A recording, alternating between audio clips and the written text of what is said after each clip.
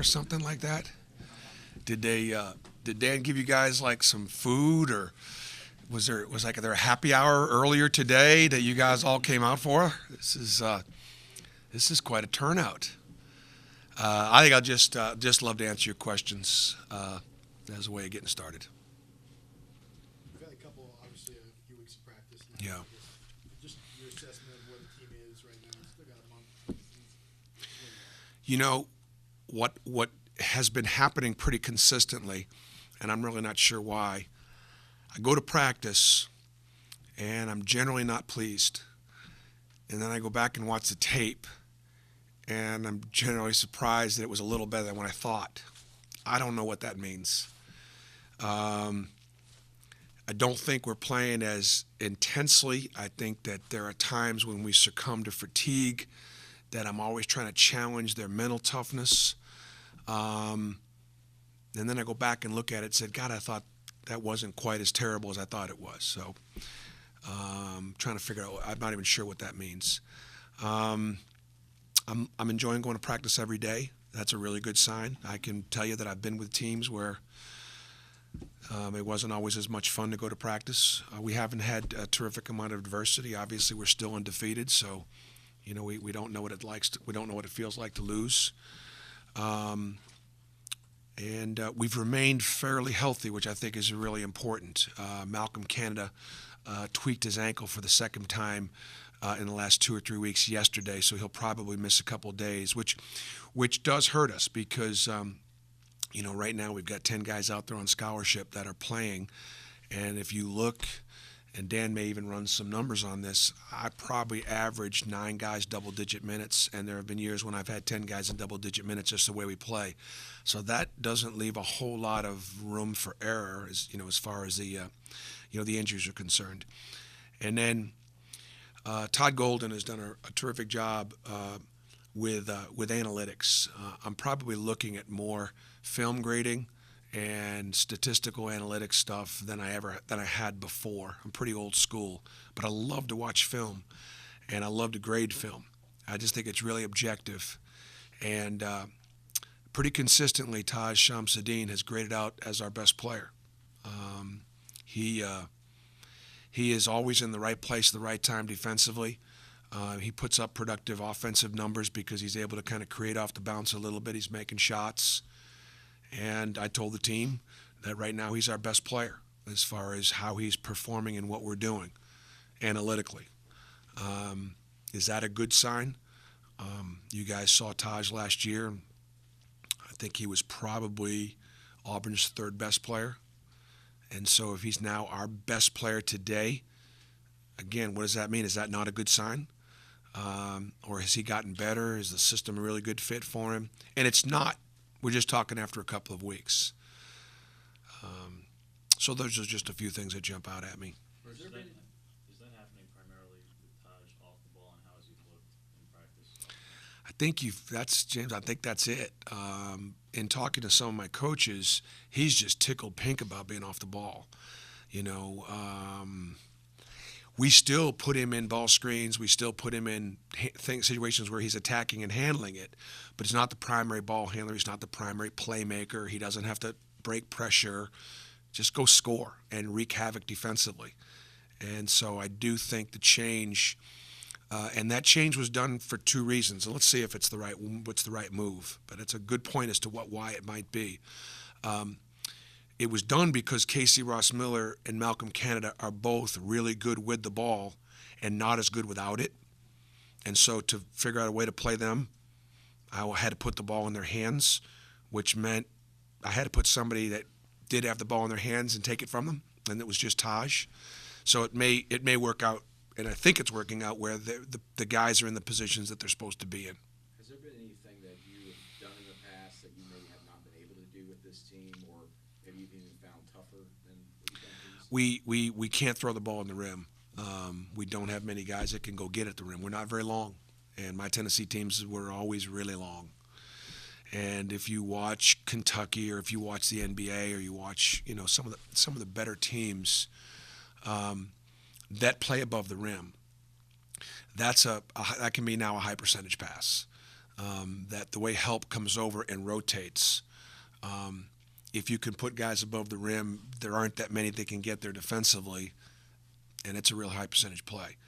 We don't have that many guys that can play above the rim, so therefore we've got to fit that ball in those narrower windows down on the floor, and could probably lead to more turnovers than I would like to have. So that's probably been a little disappointing and limits you somewhat. How's Bowers come along? Is he in the shape you want him to be and run the floor, getting down? I think that right now Simeon and Matt are playing the center position, and knowing how both physical and aggressive both those guys can be, we'll probably need all 10 fouls. And so even though there may be times you'd say, well, gosh, one of those guys probably warrants more minutes. Right now I just don't have the luxury based on the numbers of playing them together, because they're the only two inside players I have that you would call in true inside players. So right now in practice, they're playing against each other all the time, so they rarely get rest. When they play together and I get them to play in shorter spurts, it's like rotating defensive tackles.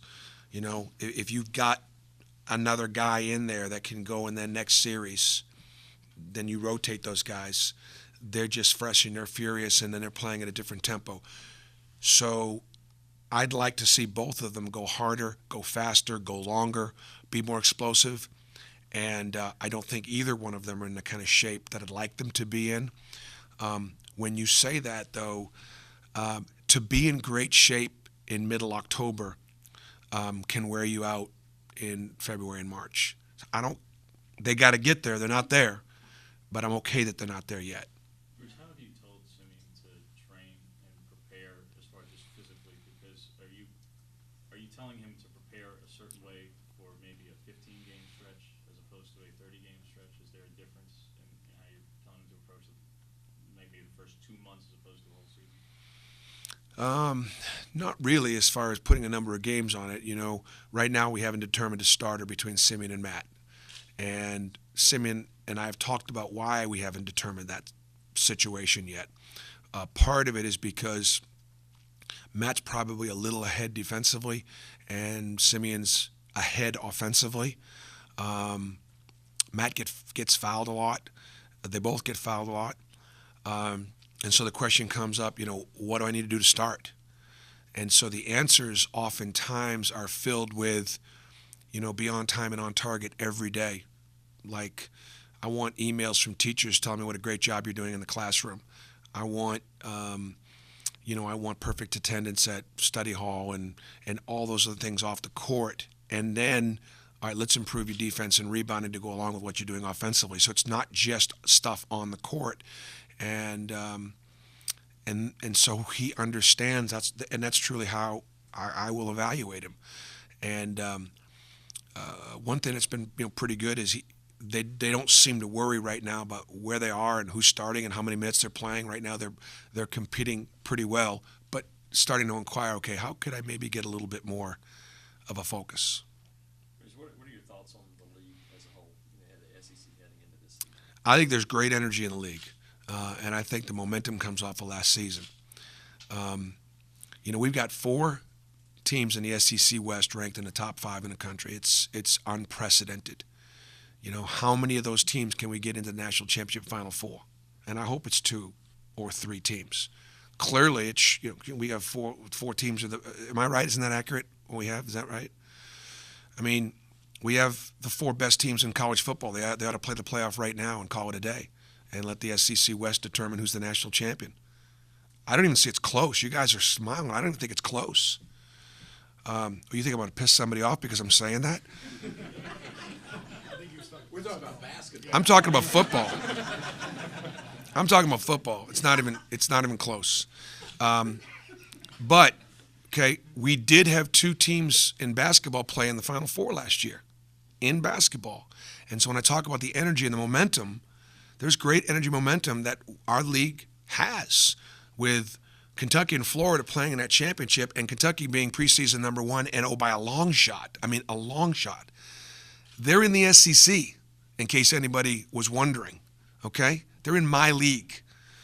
And I see 3 or 4 other teams that preseason could be knocking on the door for the top 25. The top 25 came out about 2 or 3 weeks ago, and I tweeted, something along the line, mark my words, there will be 2 or 3 other teams in our league that will be in the top 25 at the end of the year. I really believe that. And so beyond that, there's a bunch of teams that are going to be fighting for being on the bubble. And I'm hoping that we're one of those teams. What is the bubble? The bubble gets you in the middle of the league, And can we get there? Can we go from the bottom of the league to the middle of the league? And you get into the middle of the league and they start talking about possibly postseason. That's what my goals are, for this team. I want to still be playing in postseason. And I want that for these 4 seniors. And my guess would be that our non-conference record might be a little better than our conference record, but it might not be that much better than our conference record. And if they're both close, but they're both okay, it could put us in the middle of the league. Bruce, can you talk about your freshmen, TJ and Jack, how they're adapting to college? They both show signs. They both have their moments. Jack's probably had more moments than TJ. If Jack keeps growing, keeps getting stronger, he does a couple things really well. First of all, he can really shoot it. Second of all, he's got a very high basketball IQ. He's an outstanding passer. He loves to play. He loves to be in the gym. He loves the game. That gives him a real chance. And, right now, Jack would be in our top 10. I guess we only have 10 guys on scholarship. That's safe to say, but I mean, he's still in our top 10, which means he, could be out there playing. TJ is at a position where I've got a lot of experience. He's out there with 4 senior guards, and it's hard for him, to get noticed in a positive way. But what an incredible opportunity to go every day at Antoine, at Kareem, at KT, at Taj, at Malcolm. So he's in a very competitive position. I need TJ to be ready. I need him to grow and improve. I need to get him to continue to compete. But he may not be by virtue of the numbers need to be out there as much as maybe Jack might have to be just because we're so thin on the front line. But they both showed signs. You knew you were getting a really potent scorer in Antoine, but that was coming from a very different conference. Are you confident that he's going to be able to translate a lot of those skills and that production to the SEC? Well, starting with the non-conference, but to the SEC as well. I think he'll be able to transfer a lot of those skills, but not all of the production because we're going to have more balance than they had at Niagara. He could score more for us, but I do think my teams have always been fairly balanced. The shots, and he's an unselfish player, so he's not going to shoot a bad percentage. If he's open, and he has advantage disadvantage, he'll go. If he doesn't, he won't force the issue too terribly often. So therefore, I would expect him to be one of our leading scorers, but I don't anticipate he's going to put up those kind of numbers because not just the level, but the role that he'll play on our team. Offensively, everything he brings translates. Defensively and rebounding, it's a different level. It is a different level, day in and day out, and that's an area that he's working on trying to become more productive. Seems like you guys have been able to generate some more excitement maybe after basketball season they've had last couple of years. Do the players that are coming back, did they sense that? They brought that up to you that they're a little more excited now? Well, I mean, that'd be a great question for the players, and when you visit with them today, we're trying to do things to promote our program and to be part of the community and the campus. I think there is a lot of hope and energy and excitement just look at the season ticket numbers. We sold 2,100 last year, and they've sold over 5,000 already this year. We're doing things where, when we go on the road, we're going to have events starting off in Colorado, in Las Vegas, at almost every SEC city. We're going to have an alumni event on the road, and we're going to have more people that are going to be coming to our games because they're excited about our staff and our program, and we're way ahead of the curve off the court as opposed to how far ahead we are on the court. It's going to take us longer on the court than it will off the court because the response from the fans and the community and the department has been outstanding. What do you attribute that excitement to? It's attributed to Auburn family, the hope, the belief. They've seen it done in a lot of other things in a lot of other areas. They anticipate, they've seen excellence.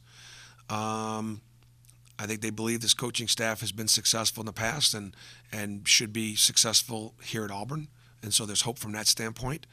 I think the things that you're hearing from the players about just how practice has been, but be mindful of the fact that we haven't faced adversity yet. We have our first private scrimmage. I think I can say where that is. Can't you? Can you say who the scrimmage is with? By rule, we've got a. I don't even know what the rule is on that, and you guys know how careful I am with the rules these days.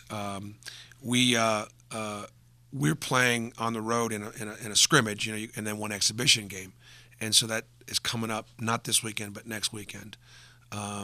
Saturday at 2:00, we'll have an inter-squad scrimmage with officials on campus here in the arena. We've been doing things 4 hours before the game pretty consistently. We just want to try to, develop that. People just sort of know whether it's an open gym or whether it's practice or whether it's, in this case, some scrimmage work. That when we can, 4 hours before the football game on Saturdays, we'll be in the gym so they come take a look, and so that'll be Saturday, and then the following weekend. We'll be in that against another opponent, and boy, then we'll really get exposed. I'll have a better idea after that, and maybe the West Alabama game about where we are. I can only base it on how we're doing so far, and we're doing okay. You mentioned not dealing with adversity yet, and I get we're undefeated until we lose, but for the few players who are holdovers, this program is used to a lot of losing. And like when Gus came back, he talked about how there was a lot of mental scarring and having to get past that. How much have you had to get, even if it's only 4 players, certain guys in this program, just this program, even administration, secretaries, whatever it is, support people, past what has been the past year? Yeah, we have 5 players that return, and we talk about it. It's almost like, even though I wasn't here, I put myself in their shoes every day like I was here, like we experienced the difficulties and the challenges of last season. I watched them enough to know how they competed and didn't quit. They were just outnumbered and physically overwhelmed. And how much progress we've made in that area, I don't know. We lost 3 guys that were 3 seniors that played a lot of basketball. We brought 3 or 4 kids in that are going to play a lot of basketball. Is that going to be a trade-off, and is it going to be what it's been, or is progress going to be made? That's the challenge. Right now, I don't see us losing games because the fear is there that, oh, here we go again. I don't see that being an issue. I think they feel good about where they are right now. I think they feel like they are going to be prepared and they're going to compete. That'd be my guess. Again, why do you have media day? These guys are available to you. That's really a good question, but it's really a question for them. I don't know how they feel about this team. Does this feel the same that it did every place that you've been to when you're first stepping into a new job, or is it different? Every year, same. Every year.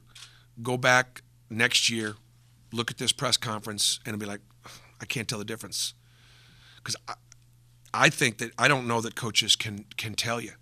Like, I'd be curious in talking to Coach Malzahn, could he have predicted what would happen against Arkansas the first game, or did it confirm some things that he was expecting but wasn't sure? I don't think you really know till you get out there every year, and then you begin to again get exposed. Okay, this is good. Okay, this is not good.